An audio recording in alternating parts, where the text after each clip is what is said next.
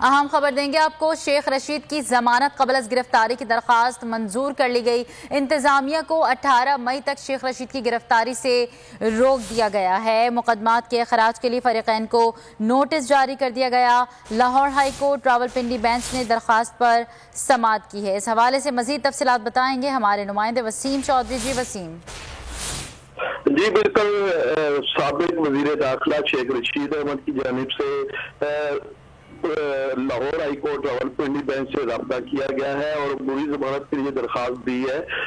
اس حوالے سے شیخ رشید کی جانب سے صدر رزاق ایڈوکیٹ جو ہے وہ عدالت میں پیش ہوئے۔ اس موقع پر جسٹس عبدالعزیز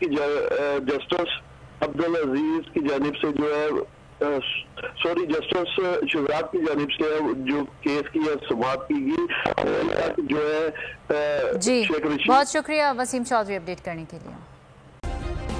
سبسکرائب کریں اور بیل دبائیں تاکہ کوئی خبر رہ نہ جائے۔